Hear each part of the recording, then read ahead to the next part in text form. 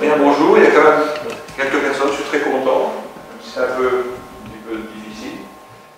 Mais je voulais quand même parler d'un sujet qui me tient à cœur, parce que je l'ai enseigné pendant à peu près toute ma carrière, à savoir les mathématiques de l'économie, les mathématiques de la finance, les mathématiques de l'assurance. Et je me suis rendu compte qu'en fait, il y avait une certaine incompatibilité entre l'utilisation même du langage mathématique et l'économie. Alors, je vais commencer par un exemple qui n'est pas vraiment économique, mais qui est révélateur des problèmes qui peuvent se poser. Alors ça, c'est le métro du 15 janvier, qui reprend un titre qui a été repris après par la RTB, par RTL, par toute la presse, qui est « Le réseau ferroviaire est plus sûr ». Affirmation encourageante, rassurante. Mais la question qu'on peut se poser, en quoi le réseau est-il plus sûr? Quel est le paramètre qui a été mesuré? Quelle est la donnée objective qui permet de dire hein, le réseau est plus sûr, c'est-à-dire moins susceptible de provoquer des catastrophes comme Basile? Eh bien, en fait, il y a un petit texte juste en dessous du grand titre qui nous dit 1,3 million de trains qui ont circulé et 87 ont dépassé un signal rouge en 2018 pour 55 en 2017. C'est déjà interpellant, parce que ça veut dire qu'on est passé de 55 signaux brûlés à 87. Mais, que dit Infrabel? La proportion de dépassements dangereux est en diminution. Et donc, finalement, le fait qu'il y en ait plus n'est pas grave, puisqu'on passe de 34% en 2017 à 27% en 2018.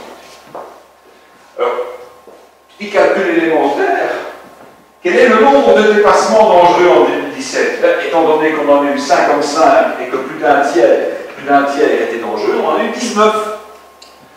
Et en 2018, bien, étant donné qu'on en a eu 87, même si la proportion était d'un peu plus d'un quart, ça veut quand même dire qu'on en a eu 24.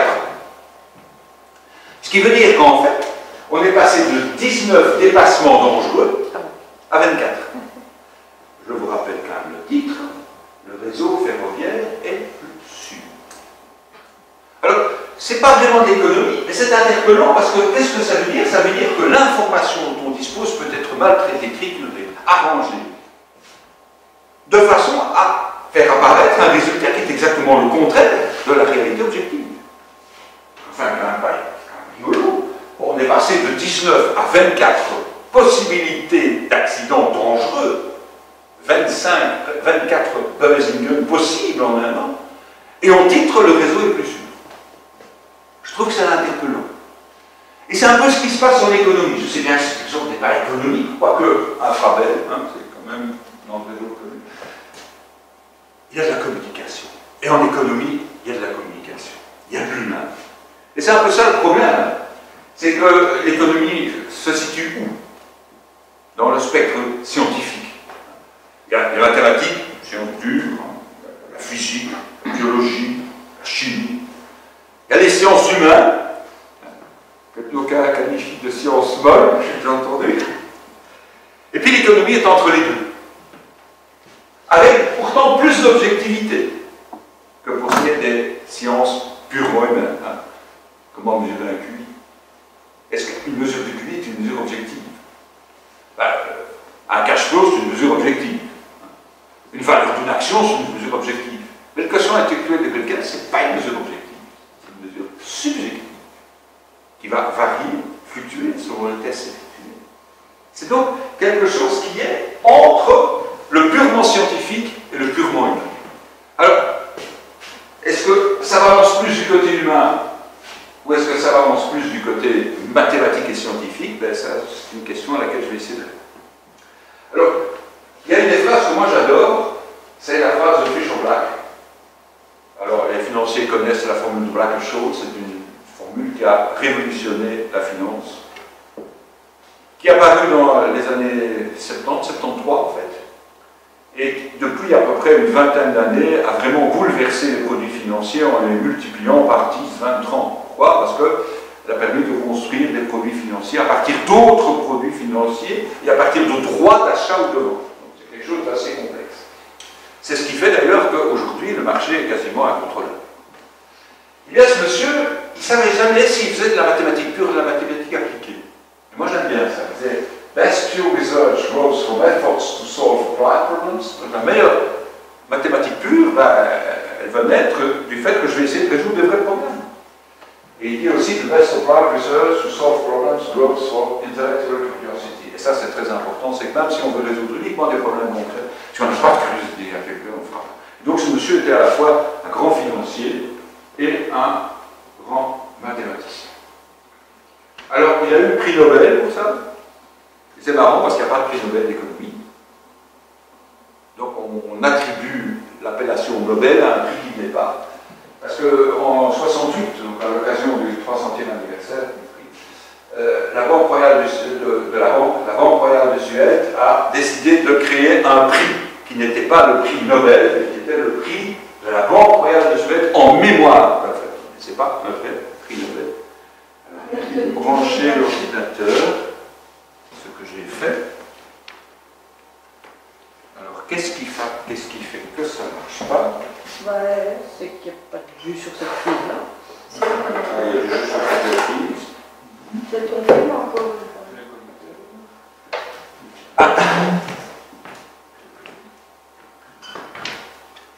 Parce que... toujours des ennuis avec les machines. Moi, je ne suis pas un technicien. Alors, on va voir.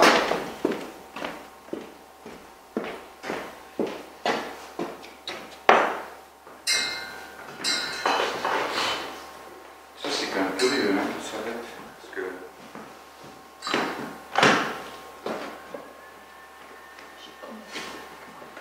Ah, il se remet en marche. Ah, c'est la machine. C'est le film. C'est pas le film qui est. Oui, ça doit être le film, oui. Il est un peu tordu, il faut faire attention. Oui, c'est un vieux PC aussi. Hein. Ouais, Jacques, il n'y a pas que toi qui a des vieux PC, moi aussi, mais on est vieux. Alors, les espaces là, nous aussi. Oui, mais c'est parce qu'ici, il doit se remettre. Hein. Désolé. Et c'est un nouveau. Non. Voilà. Je vais voir s'il est en charge. Et donc, en fait, il n'y a pas de vrai prix Nobel. Et c'est peut-être dommage, hein, parce qu'en fait, la plupart des prix Nobel d'économie sont attribués, en tout cas 1 sur 2, à des mathématiciens. Et ça, depuis 1970. Il y en a plus de 20 attribués à de vrais mathématiciens. Alors, le contre-exemple, c'est le prix 2017, qui a été attribué à Richard Thaler, qui ne s'occupe absolument pas de maths, et qui fait de l'économie comportementale. Donc là, il est à 100% du côté humain et à 0% du côté mathématique. Et il a quand même reçu le prix Nobel d'économie. C'est amusant parce qu'il s'appelle Thaler, et on parle d'économie. Alors, Tal, en allemand, vous connaissez le mot Tal en allemand qui signifie une vallée. Alors, la vallée d'où on extrayait la plupart de l'argent qui était dispatché partout en Europe, une vallée tchèque qui s'appelle Joachimsthaler. Tout Thaler, l'argent c'est Thaler. Il faut savoir qu'aux Pays-Bas, on ne prononçait pas Thaler, mais Daler.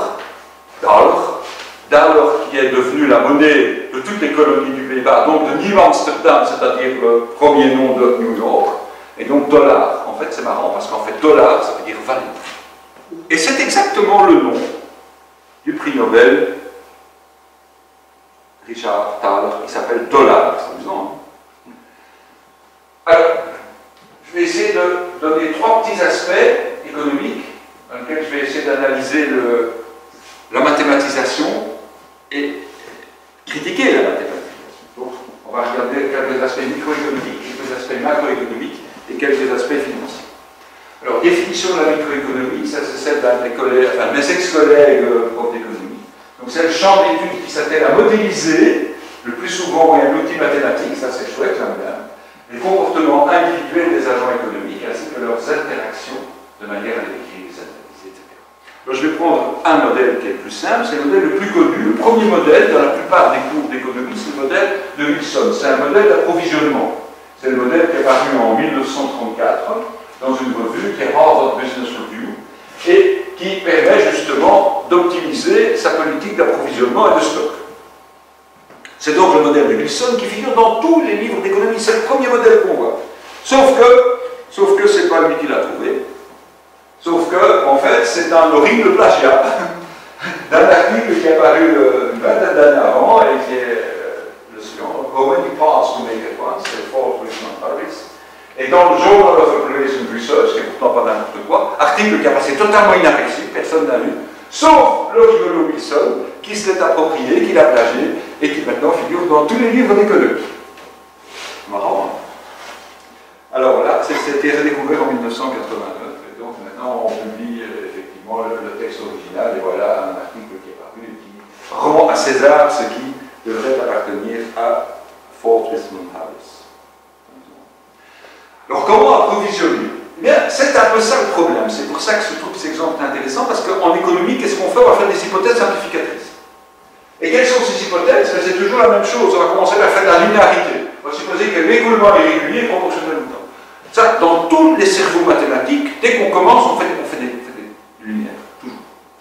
La première, on verra ça en finance, plus tard, on veut modéliser des bases de données, on veut modéliser des observations linéaires.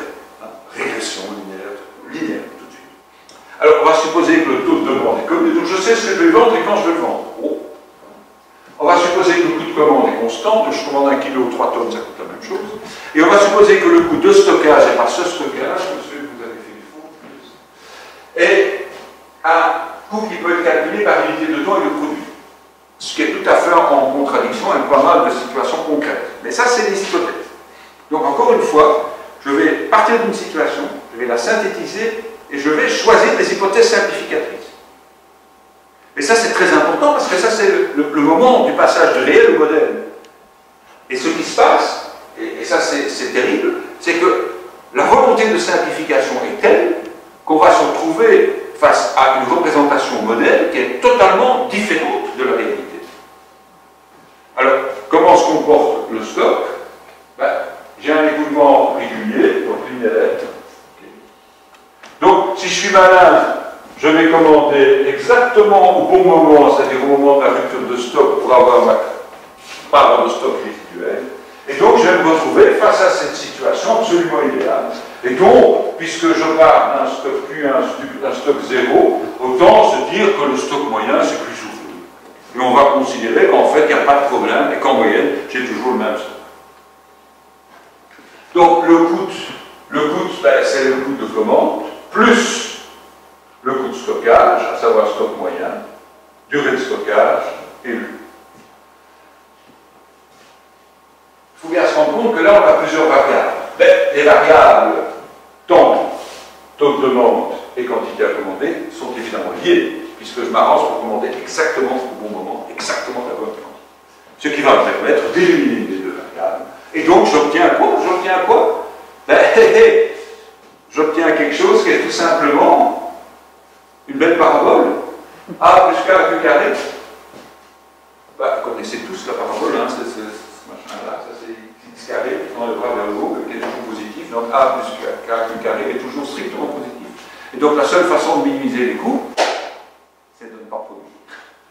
Et donc, première idée, on va minimiser les coûts. Et bien, minimiser les coûts, ça ne marche pas. Et donc, il faut changer d'idéologie. Ça, c'est très important, c'est que dans tous les modèles économiques, il y a une idéologie. Et donc, on ne va pas minimiser le coût, on va minimiser le coût par unité de temps.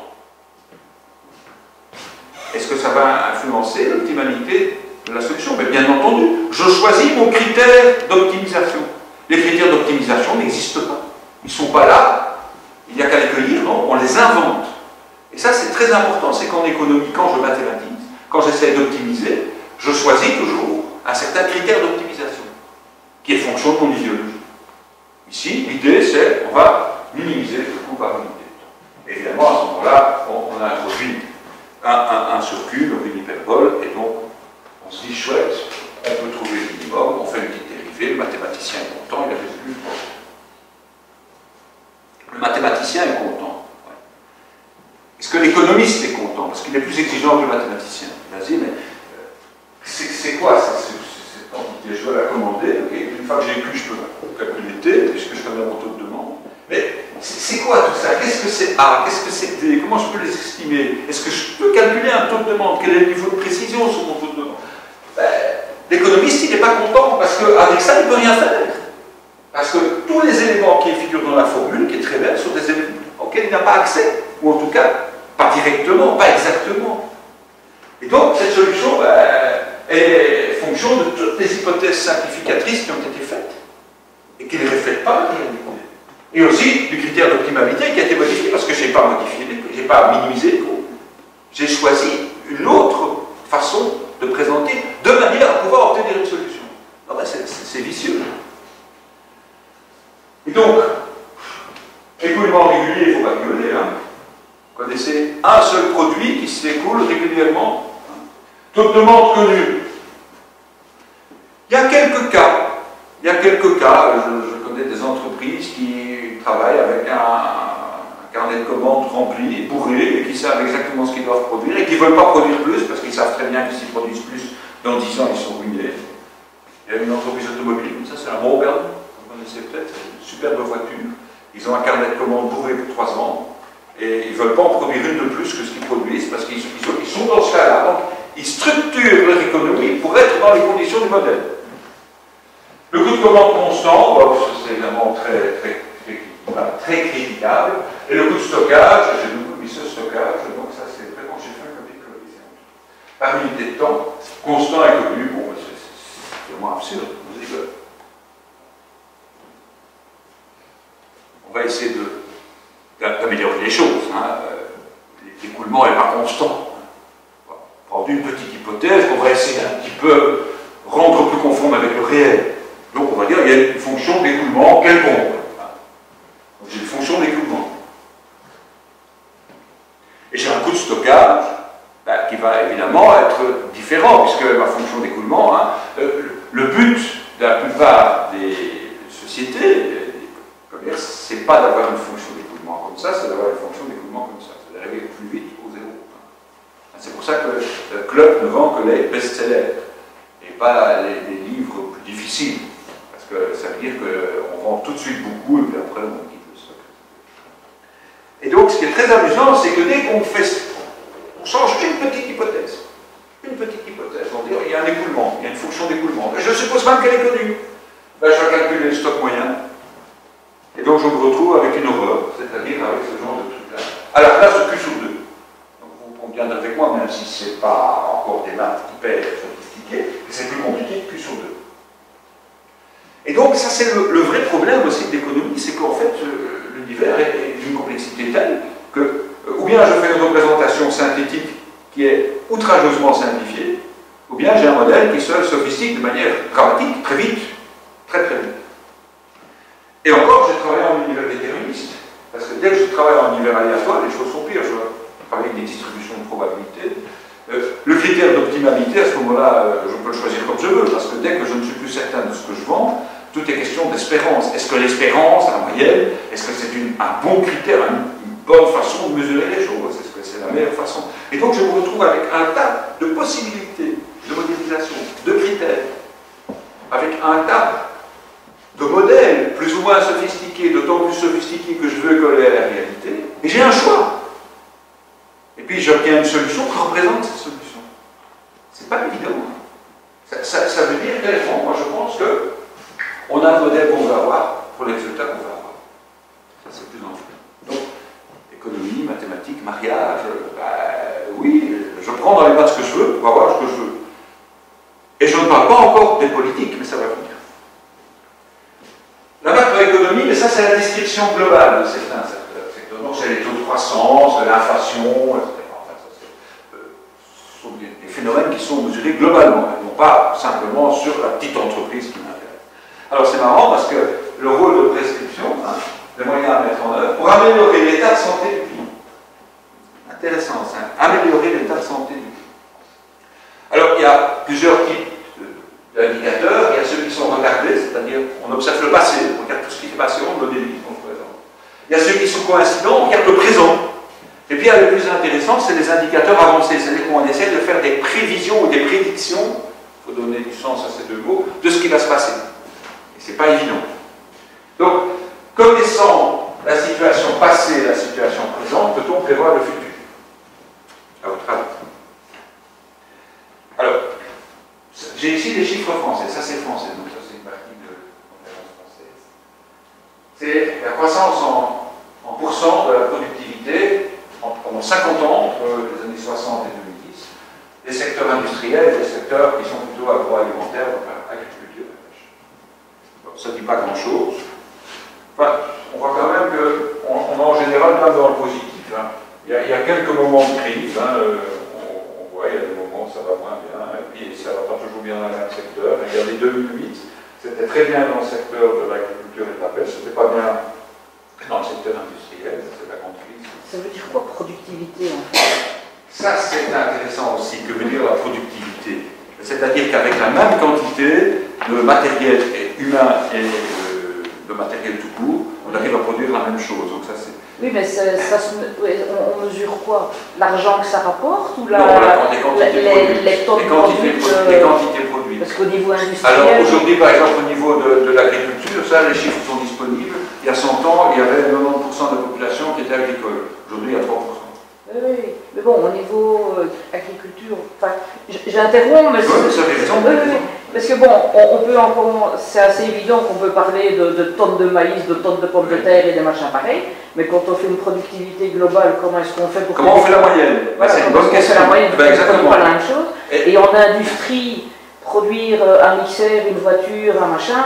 D'où l'intérêt du financier, qui est le référentiel qui va permettre de tout mettre sur la... Enfin, qui va permettre de tout mettre sur le même pied, mais avec évidemment toute une série d'hypothèses, hein, dont on va parler tout à l'heure. C'est intéressant parce que ça pose vraiment un problème.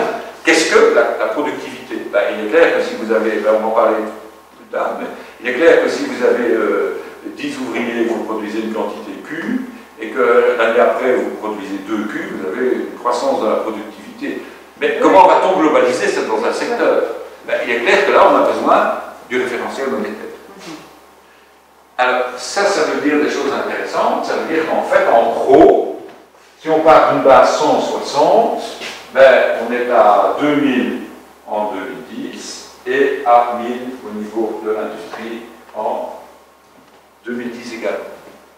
Ce qui veut dire qu'en gros, on produit 10 fois plus de richesse en 2010, enfin c'est 2014, on a encore 3 ans, et on arrive avec le même matériel, à produire 20 fois plus au niveau agricole. C'est à peu près le cas. La productivité est vraiment énorme. Petite parenthèse, j'ai regardé un petit peu ce qui s'était passé au Congo, parce qu'on avait, nous Belges, on est des afro-colonisateurs, ça c'est vrai, mais on avait tout un département agronomique au Congo, qui fait qu'en 1960, il n'y avait pas de famine au Congo. Et il y avait là une recherche absolument fabuleuse, qu'on a tout à fait laissé pourrir et qu'on a abandonné. Et il y a pour l'instant des gens qui s'énervent parce qu'ils voudraient qu'on sauve tout ce qui a été découvert dans ces années-là, il y a 50 ans, 60 ans, alors que tout pourrit par l'humidité, par les... Donc on pourrait encore faire mieux et on pourrait surtout faire que l'Afrique soit un grenier absolument fabuleux. C'est pas du tout le cas. Avec ce que l'Afrique est capable de produire, il ne pourrait pas avoir de famine. Et donc, si on met ça en relation exponentielle, encore une fois, là, c'est dangereux, hein, quand on fait une modélisation non linéaire, exponentielle, c'est-à-dire qu'est-ce qu'on fait, qu'est-ce qu'on minimise comme carré des erreurs, c'est pas les carrés des erreurs, hein, il y a une transformation de la base de données, donc on ne fait pas exactement ce qu'on dit, hein, parce que c'est ça aussi la modélisation linéaire, on sait ce qu'on minimise, mais dès qu'on passe à l'exponentielle, est-ce qu'on sait encore ce qu'on minimise? C'est pas sûr. Parce qu'on passe au logarithme entre les deux, donc on ne sait pas sûr. En tout cas, on a deux fonctions qui montrent qu'on a un taux de croissance moyen sur 60 ans qui est de 4% dans l'industrie et 6% au niveau de l'agriculture, ce qui est vraiment énorme. Alors ça, c'est évolution des espérances de vie, ça c'est l'INSEE, donc ça c'est français. Entre 1946 et 2016, effectivement, c'est très chouette. Qu'est-ce qu'on constate? Là, on constate que quand les retraites ont été établies, quand il a commencé à avoir de la sécurité sociale, la retraite était à 65 ans. Hein, c'était à peu près l'âge moyen de vie des femmes, alors que l'âge moyen de vie des hommes était de 60 ans. Et aujourd'hui, on arrive à peu près à 80 pour les hommes et à 85 pour les femmes. Donc, l'écart, c'est maintenu. Oui, l'égalité. Égalité des sexes. Alors pourquoi je montre ce graphique-là après l'autre? Parce qu'ici, si on regarde bien, on a l'impression qu'on va plutôt avoir une boucle. C'est quoi? C'est une fonction racine, c'est une fonction log, c'est pas une fonction croissance énorme. Alors que pour ce qui est de la productivité, même s'il y a 25 façons de la mesurer, on a clairement des exponentielles. Alors pourquoi je compare ça? Parce que notre cher ministre Baclaine essaye de faire passer une réforme des retraites en disant on vit de plus en plus vieux, donc on doit travailler de plus en plus. Travailler de plus en plus, alors qu'en travaillant de la même façon, on produit 10 fois plus. Il faut se poser la question. Où est l'idéologie? Où est le modèle? Alors moi j'ai assisté à certaines de ces conférences parce que je fais partie de l'association des actuels. Et donc il était là, regardez, l'espérance de vie augmente, c'est normal, on vit de plus en plus vieux, on doit travailler de plus en plus. Oubliant totalement le facteur économique réel, qui est qu'on produit tellement plus aujourd'hui, qu'on produit trop. Pourquoi faire travailler des gens pour produire des choses inutiles? On en est là aujourd'hui. On fait travailler des gens pour produire de l'inutile. C'est effrayant. Il y a une idéologie, il y a un modèle économique peut-être, mais ce modèle économique est dépendant d'une idéologie. Et quelle est l'idéologie? C'est bien une petite idée. Alors, comment calcule-t-on les indices? Comment calcule-t-on les taux de productivité? Comment calcule-t-on la question? Le panier de la ménagère, c'est très simple. Je suppose qu'il y a K produits. Et donc, il y a ces K produits à un certain prix de pays. Et je les consomme en une certaine quantité QI. Vous allez me dire, oui, c'est moyen. Moi, je mange des carottes nulle part, c'est des moyennes. Donc, encore une fois, on peut jouer là. Comment, est-ce que le PI, c'est la moyenne? Mais la boîte de petits pois et carottes, c'est quoi le prix? C'est le produit le plus cher ou c'est le produit boni chez. Je sais pas, poser la question. QI, c'est quoi la quantité? C'est pas évident. C'est pas évident. Et donc, à partir de là, on va faire des indices. Alors, il y a deux indices qui sont très connus. Il y a l'indice de Paas, donc statisticien économiste allemand, qui est intéressant parce qu'effectivement, il joue quoi? Il joue uniquement sur les prix. C'est-à-dire qu'on regarde à l'instant T la quantité, les prix à l'instant 0, puis on compare avec les prix à l'instant T et la quantité à l'instant T. Donc, on considère qu'on va comparer deux situations de consommation identiques. Ça a l'air pas mal. Donc je regarde à l'instant 0 ce qui se passait, je regarde maintenant ce qui se passe, et je compare deux situations comparables au niveau des quantités consommées. Et puis il y a un autre indice. Ernest Louis-Étienne Lapeyre, qui comme son nom l'indique est allemand. Ernest Louis-Étienne Lapeyre, qui lui dit, ben non, on va regarder la situation, donc à l'instant de départ, il y a une consommation, cette consommation change, donc ça va influencer l'indice, et les prix changent. Donc on fait quelque chose qui est relatif, mais cette fois-ci, joue à la fois des variations au niveau des prix, et des variations au niveau des quantités consommées. C'est pas le même, mais ça donne des résultats tout à fait différents. Alors, encore une fois, j'ai deux façons de voir les choses, donc ça veut dire que dans mon choix de l'indice, il y a de l'idéologie. Il n'y a pas un choix, il n'y a pas un indice, il n'y a pas une définition. Alors, je parlais allemand, oui, en fait, il est d'origine française, bien entendu. Ernest Louis-Étienne, c'était une famille française. Et c'est encore une des suites de l'édit Fontainebleau, donc la révocation des dictons de 1785, une des grosses bêtises de Louis XIV, qui a fait la fortune de certaines régions d'Allemagne et de la Suisse, parce que si la Suisse est ce qu'elle est aujourd'hui, c'est parce qu'elle a accueilli à bras ouverts les bulots français. Alors, qu'est-ce qui est utilisé? C'est l'indice de la chair. C'est pas le base. Donc, on compare des situations différentes, à la fois au niveau des quantités et au niveau des prix. C'est embêtant. C'est ce qui est utilisé pour le calcul des prix. Alors, encore une fois, je pose la question, qui a choisi le modèle? Pourquoi a-t-on choisi tel modèle plutôt que tel autre? Qui détermine? Il y a quelques jours, on avait ici Louis H, qui nous parlait des méthodes d'appariement et des méthodes d'attribution de sièges à partir des votes. Qui a choisi? C'est le politique qui détermine le choix. Et ce choix est révélateur, parce que dans le cas des sièges, il est clair que ce sont les gros partis qui ont choisi, puisqu'ils ont choisi la méthode la plus injuste, mais qui les favorisait. Triste. Alors, ces fameux QI, où sont-ils? J'ai regardé en France. Donc sur une base 10 000, produits alimentaires et boissons non alcoolisées, donc on a à peu près à 15%, alcool et tabac 3%. Alors moi ce qui m'intéresse c'est ça. Logement, eau, gaz, électricité, donc on est à 13-14% au niveau du panier de la ménagère. Vous avez déjà regardé le prix des logements à Paris? 13%. Ça, c'est les chiffres officiels. Ça veut dire que nous, on est en Belgique. Alors, il se fait que la France n'a plus publié ça depuis longtemps. Sur les stats de l'INSEE, elles ont 10 ans de retard. Par contre, la Belgique vient de publier un rapport. Décembre 2018. Bravo. Alors là, où en est-on? Logement, 16,6%. Donc vous connaissez beaucoup de familles qui consacrent 1/6 de leur revenu à leur logement. Donc, non seulement on a le choix du type d'indice, mais on a le choix des QI. Et ils sont publiés, hein, Stade Belge, ils font tout. Stade Belge, vous pouvez aller, ils ont fait un tas de rapports très bien faits, où tout est détaillé, on a toute l'information. Donc, 1/6 des revenus consacrés au logement. Moi, je connais plein de gens qui déterminent. C'est ce qui détermine l'indice des prix. Qui détermine c'est quoi? Ça, c'est une bonne question. Qui fait ce choix? À partir de quelles données objectives? Alors, il y a un truc qui est rigolo, c'est ça, 1,5%. Mais ça, c'est... Donc, dans les familles, dans le panier de la ménagère. C'est vrai qu'il... Donc, les cahiers, les bibles, les livres, 1,5%. Oui, ben. Alors, on a beaucoup de chance parce que en Belgique, on a plein d'informations sur les salaires, la répartition des salaires. Et voici ce qui est paru dans le même rapport. C'est super, hein. Allez voir sur le site, il y a vraiment tout. Et c'est téléchargeable en PDF, c'est gratuit, c'est formidable. Il n'y a rien qui vous choque dans la présentation. 10, 20, 30, 40, 50. Et puis 50, 40, 30, 20, 10. Pourquoi est-ce que d'un côté on utilise une fonction de répartition et de l'autre côté on utilise la fonction inverse? Pourquoi?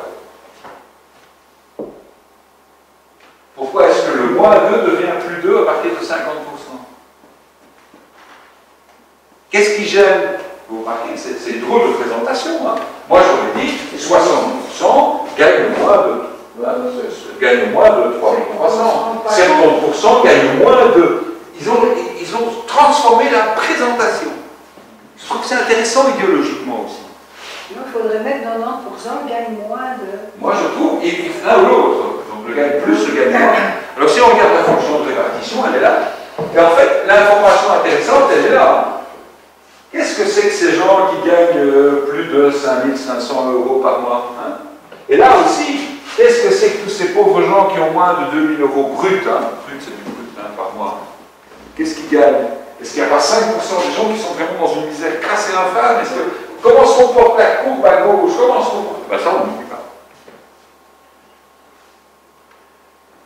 Ce sont des salaires, donc ce sont des gens qui travaillent. On va en discuter. Normalement, ici, c'est les salaires. Parce on va en discuter parce qu'on va parler du taux de chômage aussi. C'est aussi intéressant, les taux arrondis de chômage. Alors, qu'est-ce que c'est que ces pauvres gens-là? Sont considérés comme pauvres les citoyens ayant un revenu inférieur à la moitié du revenu médian. Mais le revenu médian, on vient de l'avoir, c'est 30 000 €. Brut.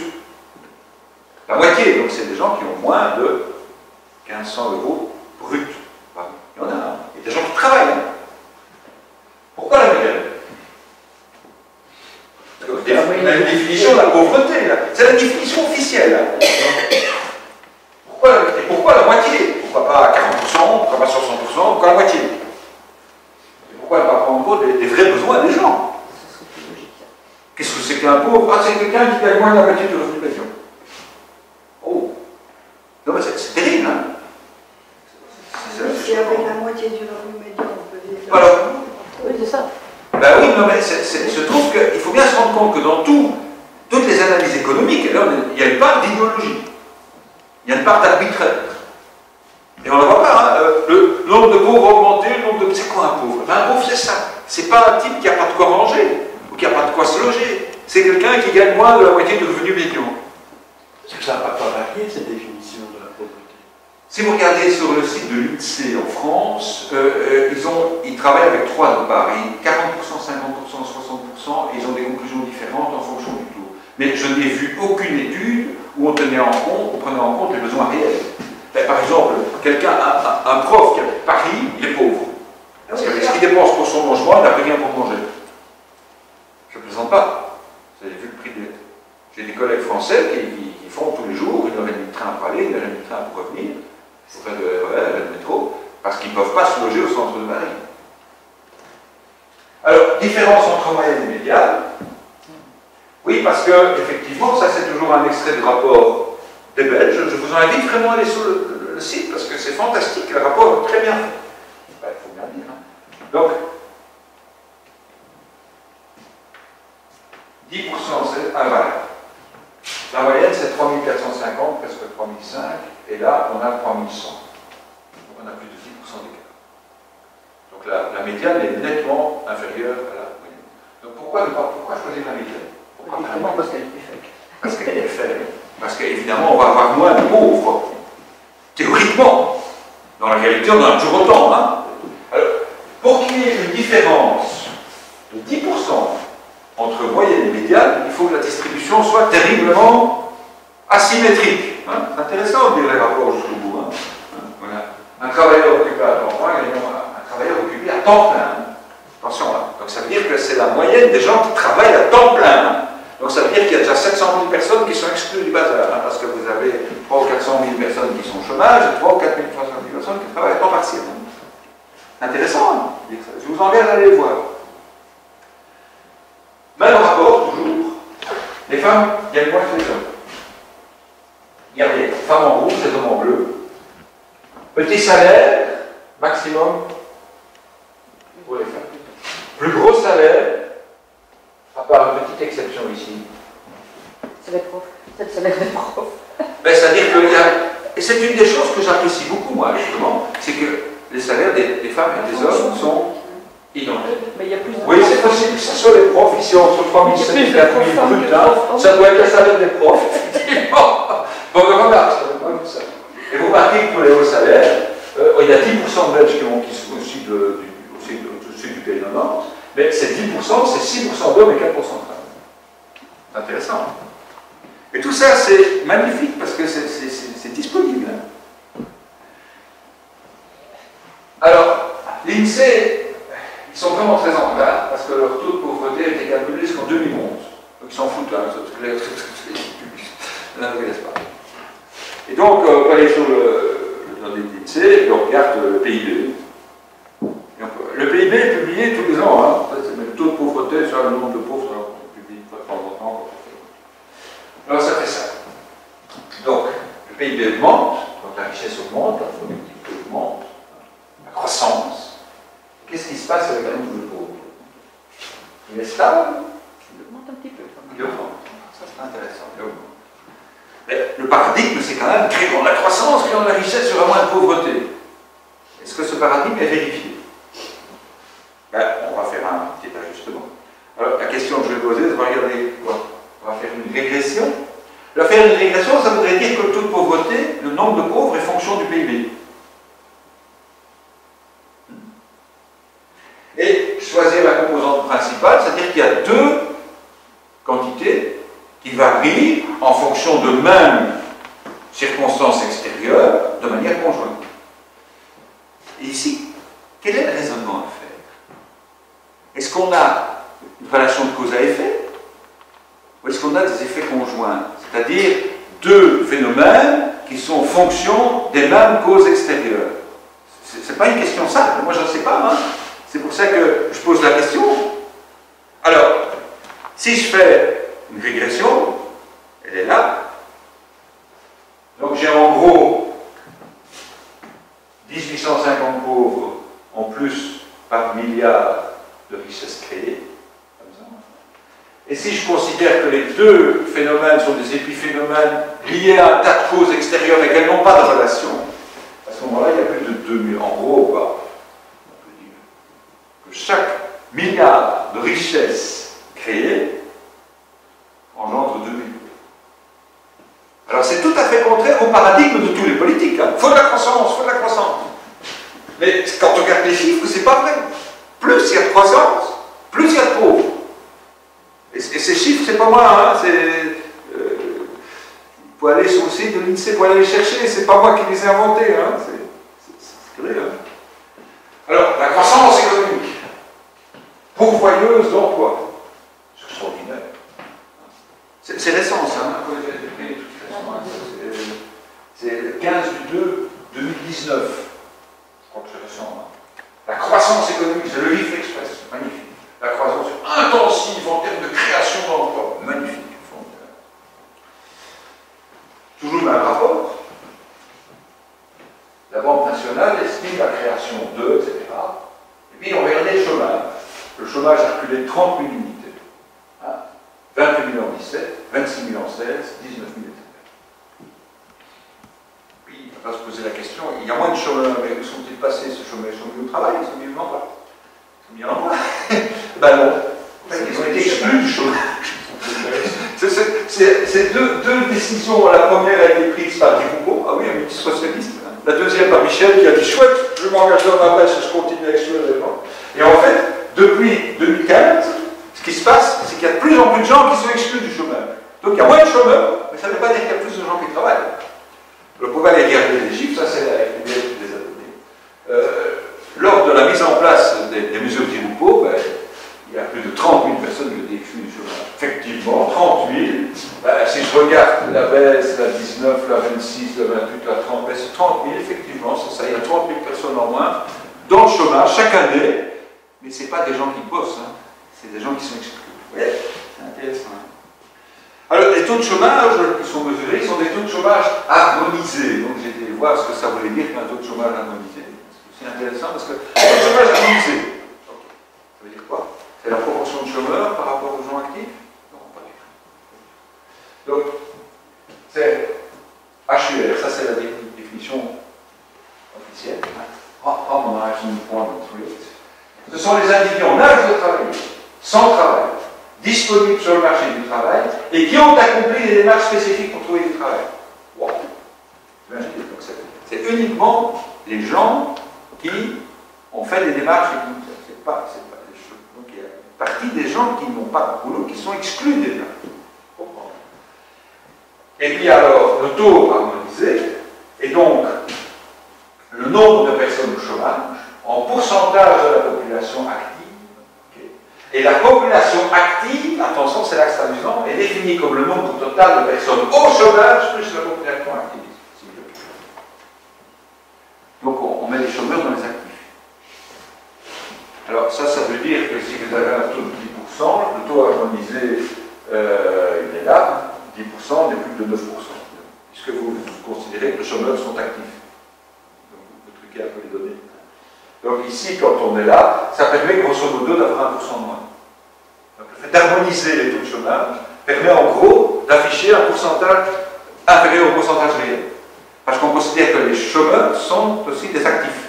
Bah, ils sont considérés comme chômeurs par rapport à la population totale, entre guillemets. Active. Mais la population active, c'est les gens qui travaillent plus les chômeurs. Oui, mais c'est pas normal comme pourcentage. Ben, c'est pas un ratio. Hein. C'est pas le ratio des gens inoccupés par rapport aux gens occupés. C'est la population activable. Oui, c'est ça. Vous voyez, activable. Et là, si on regarde les chiffres réels, on est plutôt ici. Hein. Donc, c'est intéressant parce qu'il faut poser la question pourquoi choisir ce modèle-là? Pourquoi considérer le chômeur tantôt comme chômeur, tantôt comme actif? Moi, je ne réponds pas aux questions. Mais je pose qu'en est-il de l'idéologie? Hein? Alors, si on prend les aspects financiers, c'est encore plus rigolo. Hein. Je ne sais pas si on a compris la rivière. Moins 10. Moins que ça. Les aspects financiers, je ne vais pas faire de maths du tout, hein, parce que je sais que les maths financières, maintenant, c'est une horreur absolue. J'ai donné le cours pendant 30 ans et je continue encore à faire des formations, donc moi j'adore, mais je suis le seul. Donc, il faut en fait essayer de voir comment les capitaux évoluent aujourd'hui. Alors, il y a un truc qui est très marrant, c'est que le modèle constant devient quelque chose de réaliste. 100 € aujourd'hui, c'était 100 € il y a un an, ce sera 100 € dans un an. À tel point qu'on vient de rééditer Mathématiques financières chez Tongent, donc dans le livre, et avec Pierre de Volder, on a fait un article spécifique là-dessus. Qu'est-ce qui se passe à taux zéro? Comment se fait-il qu'on soit à taux zéro? Parce que c'est à peu près ça, hein? On n'est pas à taux réellement, mais on est presque à taux zéro. Hein? Qu'est-ce que c'est que ça? C'est intéressant. Alors, pourquoi? Ça, c'est une bonne question. Pourquoi a-t-on twisté l'économie pour éviter l'inflation? Alors, on peut trouver des raisons religieuses. Hein?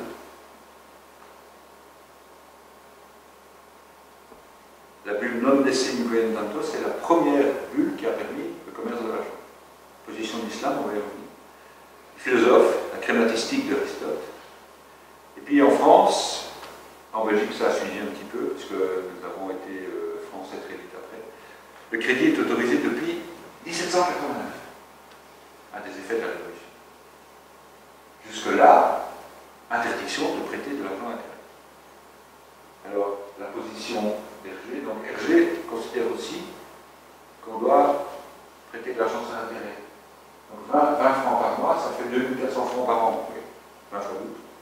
Au bout de 100 ans, ça fera 2 400 000. Il n'y a pas d'intérêt, hein, c'est purement une multiplication. Il sera riche. Vraiment fort à calcul. Alors, que disait le philosophe? Ben, pour lui, l'argent n'est pas un produit. L'argent est un référentiel. Il avait tout compris. Parce que beaucoup de gens n'ont pas compris pour lui. C'est que l'argent est un référentiel. C'est pas un produit, c'est pas un objet. Et donc, pour lui, effectivement, il considérait que la crématistique, c'était le fait que rien engendre du profit. Pour lui, l'argent, c'est un référentiel. C'est pas un objet, c'est pas quelque chose. Et donc, il veut absolument nuire, il veut empêcher le commerce de l'argent. Donc, Aristote condamne toutes les personnes qui ont de l'argent, créent de l'argent. Mais l'argent, pour lui, c'est pas un objet, c'est rien. Donc, on crée de la richesse à partir de quelque chose qui n'existe pas pour lui, qui est simplement un référentiel. C'est l'équipe à Nicomède, je crois. Voilà, à Nicomède. Et donc, il dit clairement que la monnaie, c'est un moyen terme qui mesure toutes choses. Et qui mesure combien de chaussures équivalent à une maison, à une quantité de nourriture. Il disait ça, c'est vraiment formidable, parce que lui, 3e, 4e siècle avant Jésus-Christ, il avait compris. C'était un référentiel, c'était pas un objet. Alors si on regarde, ici on a le Deutéronome, donc c'est la partie commune de l'Ancien Testament et à la Torah. Ça veut dire 5 livres Pentateuque qui sont communs à peu de choses près aux deux religions. Tu ne prêteras pas intérêt à ton frère, raison pour laquelle les Juifs pourraient prêter de l'argent aux chrétiens, les chrétiens pourraient prêter de l'argent aux Juifs, mais un Juif ne pouvait pas prêter de l'argent aux Juifs, et un chrétien ne pouvait pas prêter de l'argent aux chrétiens. Tu pourras tirer un intérêt de l'étranger, mais tu n'en tireras point de ton frère. Frère étant bien entendu frère en religion.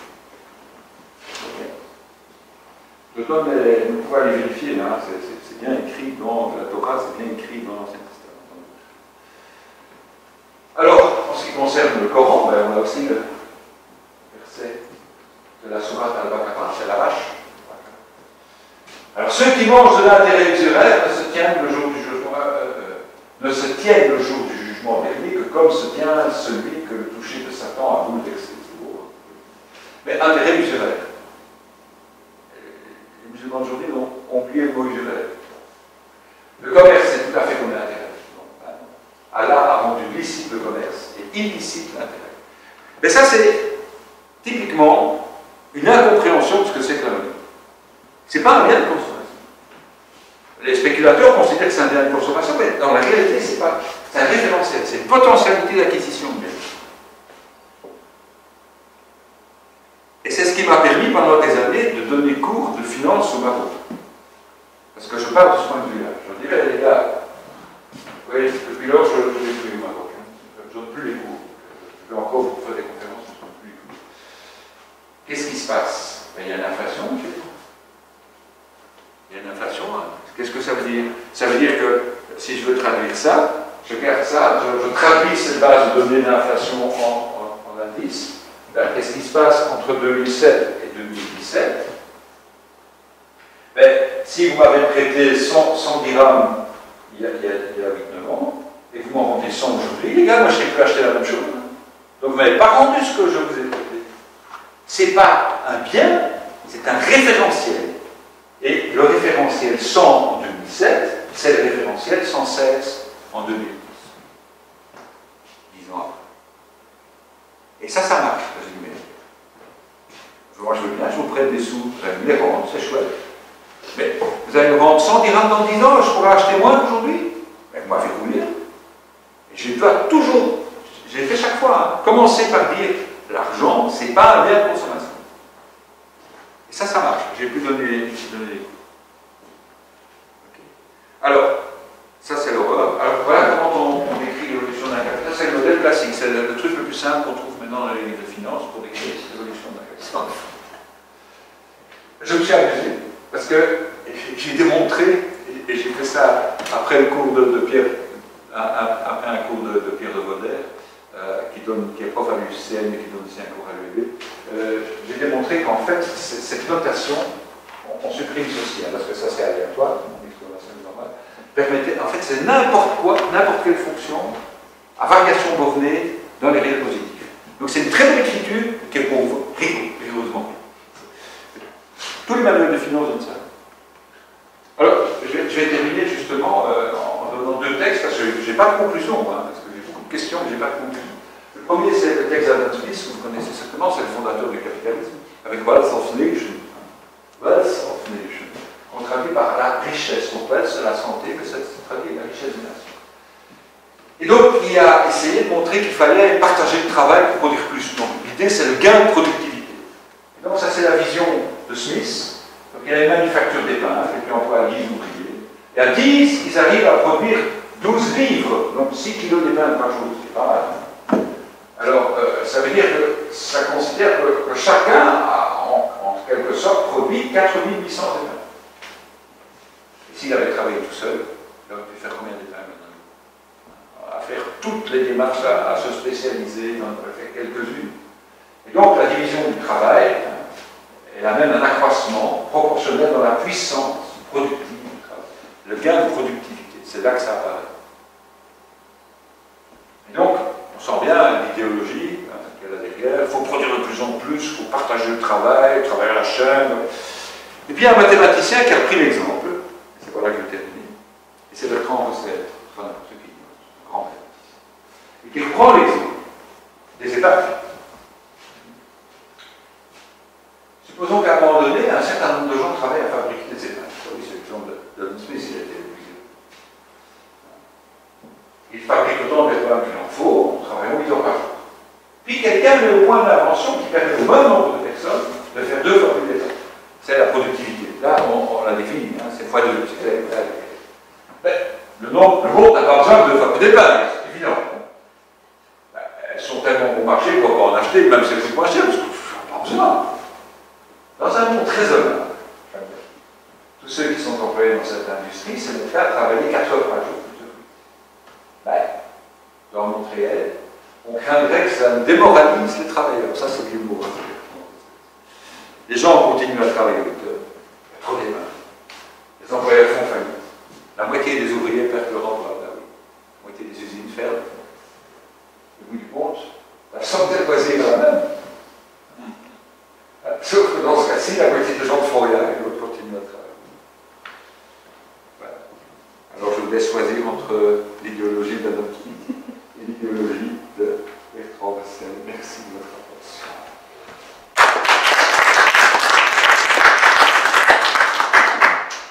J'ai pas de réponse, parce que le gain de productivité, c'est. Mais ma conviction, et je vais revenir à ce que je disais tout à l'heure, au niveau. Il faut travailler plus. Si on veut préserver les pensions actuelles et le modèle actuel des pensions, il faut travailler plus. Mais faut-il préserver le modèle actuel qui renvoie tous les gains de productivité vers le capital? Est-ce qu'il ne faudrait pas plutôt changer de paradigme? Ça, c'est la bonne question. Parce que Backlain, il est là. Vous vivez plus longtemps, donc vous devez travailler plus. Moi, je lui dis non. Notre travail aujourd'hui, grâce justement à la technologie, nous permet de faire beaucoup plus en travaillant moins. Et si je regarde les gains de productivité qui sont exponentiels, et si je regarde l'accroissement d'espérance de vie, on peut critiquer la notion d'espérance de vie, ce n'est pas grand-chose, ben, qui est plutôt logarithmique. On produit trop. D'ailleurs, il y a toujours des chômeurs, même si le taux a diminué parce qu'on en a exclu une centaine de milliers à peu près. C'est ce qu'on a fait depuis 5 ans, l'exclusion des chômeurs. Donc forcément, il suffit de ne plus appeler les chômeurs chômeurs pour qu'il y en ait moins. Donc, moi je pose la question, moi je suis persuadé qu'il faut changer de paradigme. Il ne faut pas maintenir le système actuel, il faut maintenir les retraites, il faut maintenir la descente. Mais il faut bien se rendre compte qu'avec les possibilités de production actuelles, tout le monde devrait travailler moins. C'est ça qui est extraordinaire. Dans l'enseignement, ça ne marche pas. Mais encore une fois, je pense qu'il y a une question de choix. Vous avez déjà regardé l'évolution du budget de l'enseignement et regardé le budget de l'enseignement par rapport à ce qui se passe aux Pays-Bas, par exemple. C'est intéressant d'aller voir. Parce que comment font les Néerlandais pour avoir un pays qui est quand même comparable au nôtre, un peu plus peuplé, et pour avoir un enseignement qui fonctionne mieux, pour avoir des prisons qui sont quasi vides, comment ils font? Un enseignement qui fonctionne mieux, c'est pas si sûr que ça. Bon, je sais pas, moi j'ai fait quelques écarts dans les universités là-bas, ça m'a l'air plutôt sympathique. Je signale aussi que c'est les seules universités qui payent les gens quand ils font des conférences. Et ils payent les gens quand ils ont une thèse. Et ils payent les gens quand ils font une thèse. Ici, les gens doivent payer pour faire leur thèse. Oui, parce que quand j'ai soutenu ma thèse, j'ai mon promoteur de thèse est là, merci Jacques, on s'est bien amusé quand même. Effectivement, ici, pour soutenir une thèse, il faut payer. Aux Pays-Bas, quand on soutient une thèse avec succès, on reçoit une. C'est intéressant aussi. Je ne sais pas si vous avez des questions, discutez entre vous, parce que moi j'ai ouvert le débat. Mathématiques et économie, la réalité possible.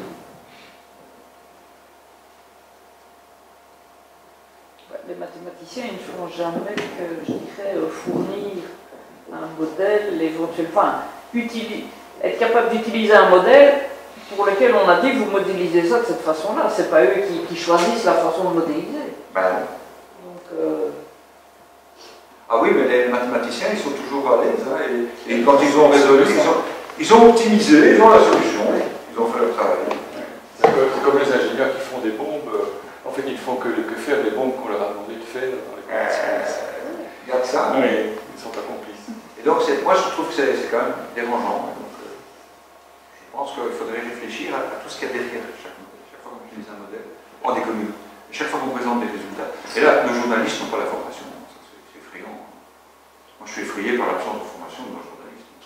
Ce qui est absurde, c'est l'histoire de la répartition du budget. Oui, le Pourquoi panier. il donne si peu pour le logement? Ah oui, c'est pas réaliste.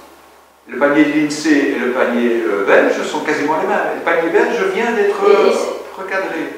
C'est le nouveau panier qui vient de sortir. et c'est quoi qui fait qu'ils ne mettent pas assez dans le logement? Qui a décidé que c'était 16%? Oui, mais dans la répartition, quelles sont, je dirais, les parts qui...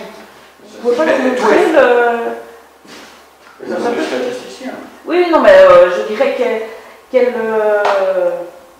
bien de consommation a un poids qui est anormalement haut par rapport à la réalité. Peu importe, parce que je crois qu'ils étaient à peu près pareils. C'est pas pareil dans toutes les régions d'un pays, parce que si on prend ça à Paris ou on prend ça en Basse-Bretagne, c'est pas du tout pareil le prix de logement. Donc ça c'est le tout dernier, hein, ça c'est le tout dernier. Même en Belgique, c'est pas pareil. Mais c'est ça qui permet d'avoir 16%. Oui, mais encore une fois, en France... Vraiment, les impôts, c'est pas cher.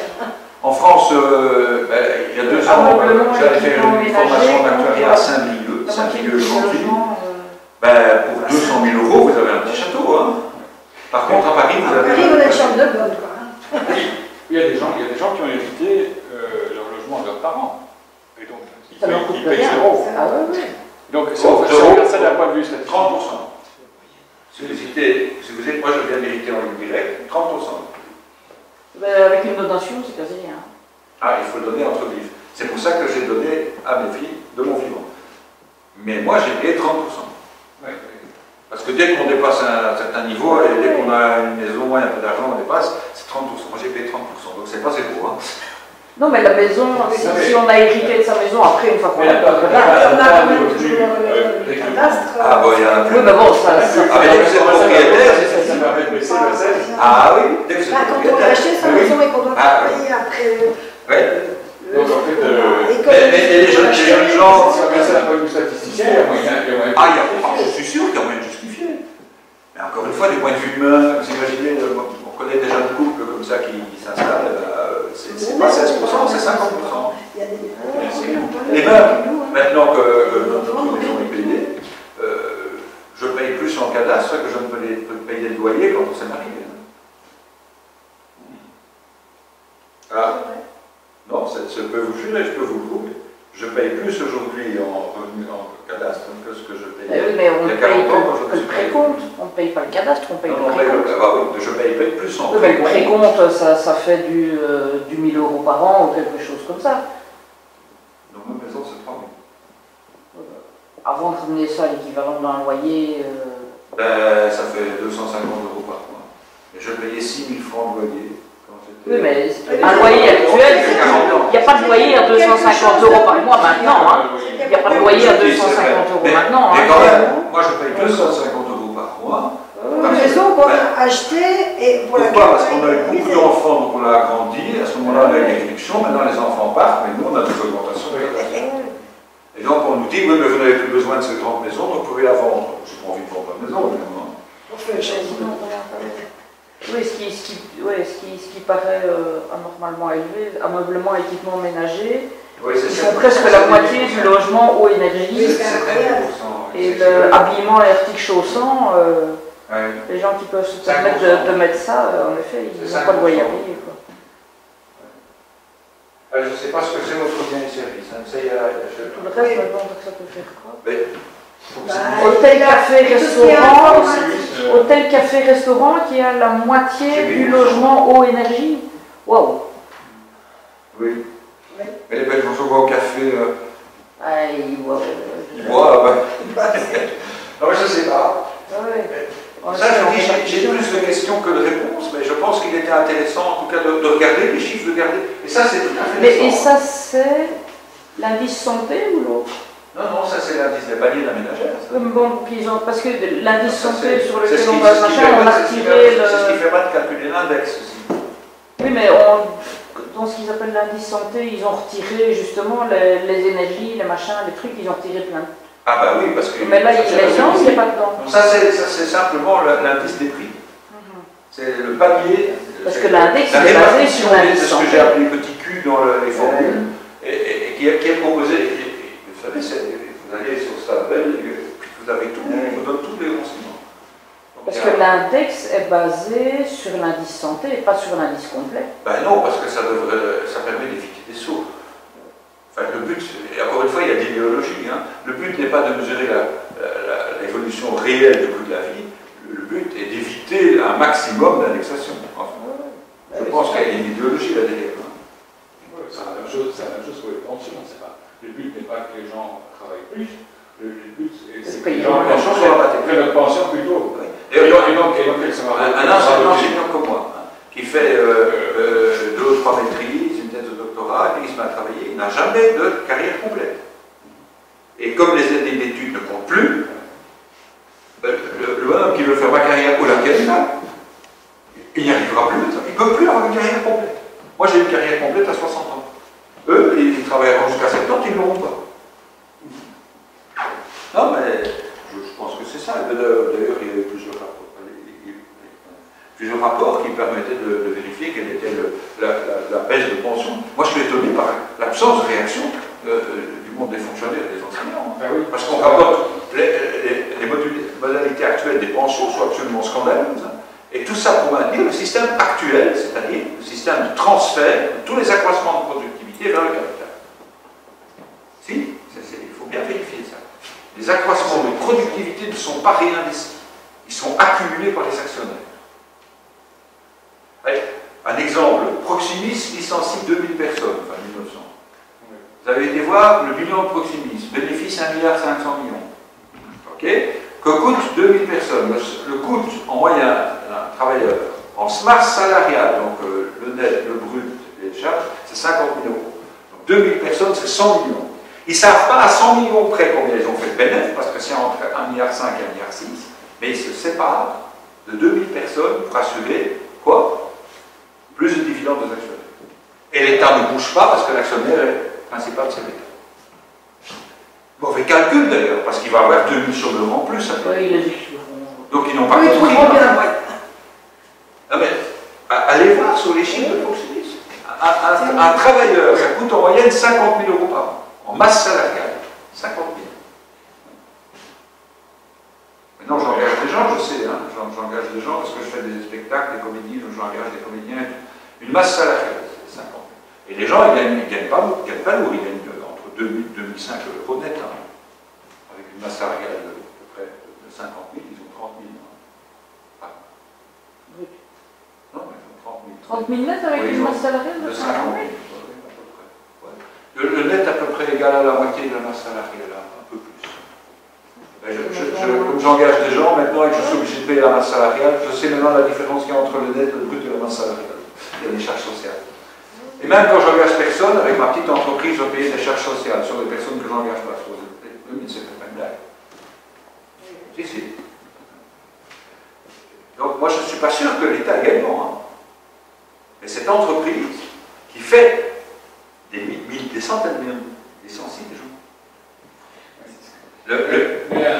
Une des bonnes raisons de rémunérer les actionnaires, c'est que s'ils n'ont pas une bonne rémunération, ils vendent leurs actions. Et donc on se retrouve avec facilement des entreprises qui fusionnent, parce que ça devient plus facile de racheter des actions, et donc des pertes d'emploi liées au mécanisme de fusion. Il est clair qu'il ne faut pas favoriser les grosses entreprises, c'est une grave erreur. Parce qu'une grosse entreprise a toujours un poids politique important. Il faut favoriser les moyennes entreprises, ce qu'on ne fait pas. Hein. Et les petites entreprises encore moins. Moi, je connais plein de gens qui bossent comme des fous dans des petites entreprises et qui sont massacrés. Hein. Et dès que vous avez 2000 personnes, vous pouvez faire ce que vous voulez. Hein. Oui, voilà. Et en particulier, il y a des chantages d'emploi. Bien entendu. Mais c'est une grave erreur que de vouloir favoriser les gros employeurs. Parce que c'est forcément des gens qui ont des moyens de pression. Ceci dit, il faut quand même pas retourner les choses. Hein. La richesse, c'est quand même les gens qui travaillent, hein. Ce n'est pas les gens qui ont l'argent. Parce que sans l'argent, il n'y a pas de travailleurs. Ça, c'est pas vrai. Ils se mettraient à travailler, ils travailleraient de toute façon. Mais sans travailleurs, il n'y a pas d'argent. Ça, il n'y a pas de tout. S'il n'y a personne qui travaille, rien n'est produit. Par contre, si personne n'a d'argent, on peut gagner. La production de richesse n'est pas la richesse. La richesse n'est pas la production de richesse. La richesse n'est pas nécessairement la production. C'est ça le problème. En fait, je sais bien que c'est dépassé, la propriété c'est le vol, disait Proudhon. Mais c'est un peu vrai quand même. Et si maintenant on va vous obliger, vous plus jeunes que moi, à travailler jusqu'à 70 ans, c'est pour qu'on maintienne justement ce niveau de richesse exceptionnelle de 2% de la population, parce que c'est à peu près 2%. C'est 2%, c'est pas plus. Les gens vraiment exceptionnellement. Parce que les chiffres officiels vont jusqu'à P90. Mais en fait, ce qui est intéressant, c'est de voir ce qui se passe à P98 et P99. Hein.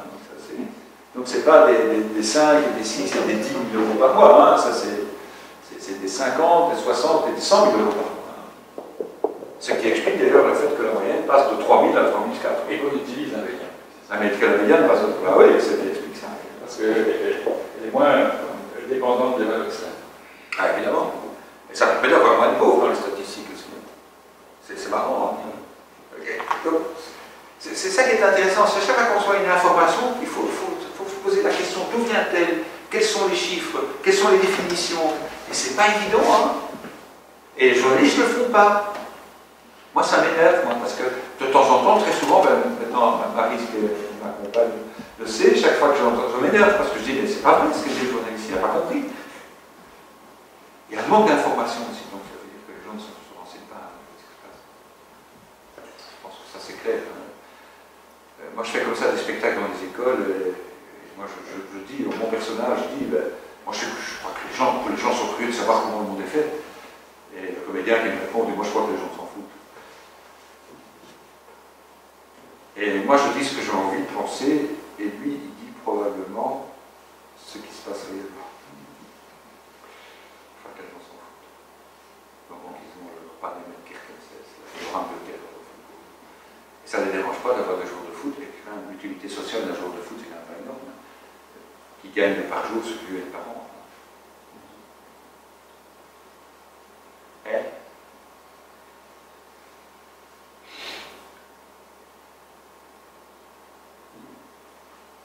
Oui, j'ai aussi, dans un autre sens, la toute première citation que les mathématiques les plus élaborées était le résultat des efforts de calculation pour des aspects appliqués. Je pense qu'il ne fallait pas dire ça à Gauss. Non, probablement pas. Quoique, quand même. Comment est-il devenu célèbre? Comment est-ce que ça Qu'est-ce qui l'intéressait? Comment est-il devenu célèbre? Parce qu'il est arrivé à prédire l'arrivée exactement de la comète par sa méthode. La planète, je ne sais plus ce que c'est. C'est comme ça qu'il est devenu célèbre. Hein?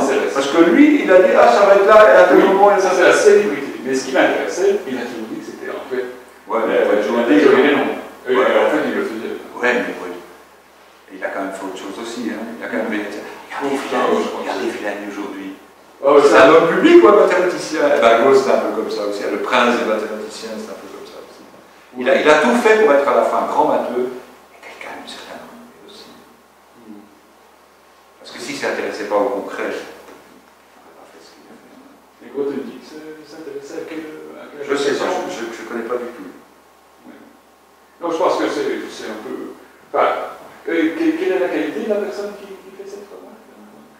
Qui a cette citation? C'est un financier, c'est Fischer Black. C'est un financier, donc il est vraiment qualifié pour étudier les mathématiciens. Ben, c'est quelqu'un qui a en tout cas fait c'est lui qui a créé la fameuse formule dite Black-Scholes qui permet de valoriser des options, certains types d'options, enfin d'unités.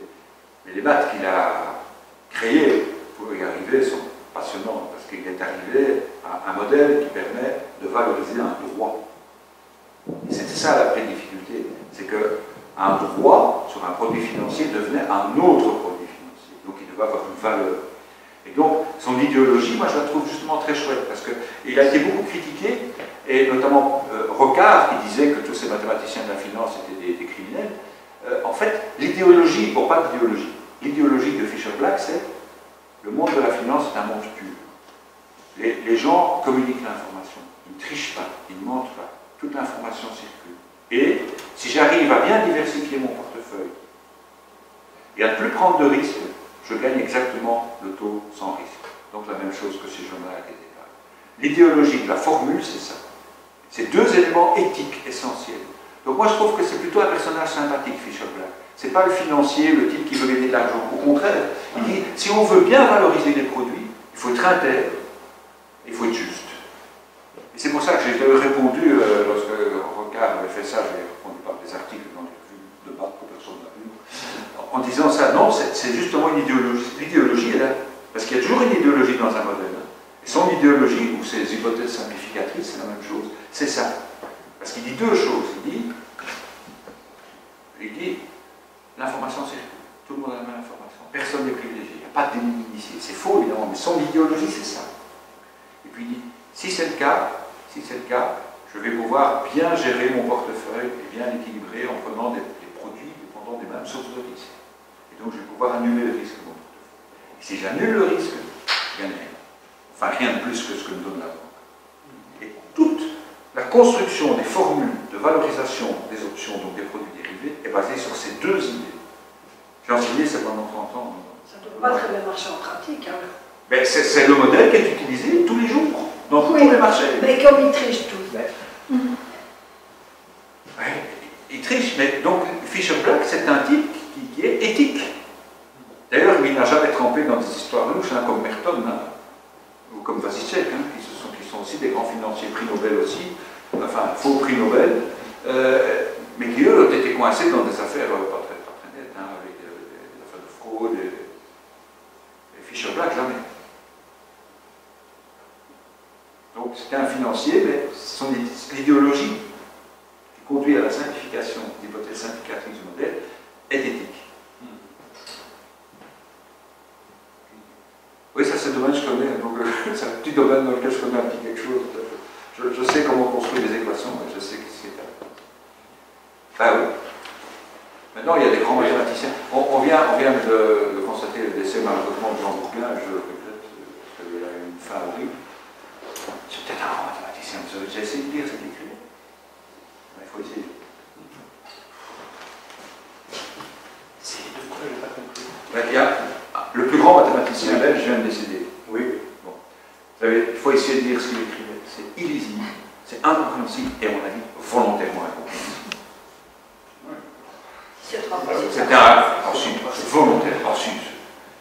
Il avait envie de dire, moi je comprends tout, mais personne d'autre ne comprend, et tout est fait pour alambiquer pour qu'on ne comprenne pas ça. Donc, mais il y a une raison pratique aussi pour ne pas être trop compréhensible dans un article. Oui. C'est que si on a une suite en tête, on n'a pas nécessairement envie que quelqu'un d'autre l'écrive avant. Il n'y a pas que ça aussi, si on fait un article trop simple, trop compréhensible, il va pas être accepté, parce qu'on accepte tout ce qu'on voit. Ça c'est possible. Oh, il y a ça. Et d'ailleurs, il y a déjà des gens qui ont rentré des faux articles incompréhensibles qui sont passés, hein, donc des comités de lecture. Enfin, c'est pas toujours le cas, il y a de grands articles, il y a des choses formidables. Mais moi, je pense qu'il y a aussi une volonté d'obscurantisme. Les maths, c'est le pouvoir. Hein. Enfin, là, on déborde. De l'occultisme. Il y a une forme d'occultisme. Merci à vous en tout cas. Merci.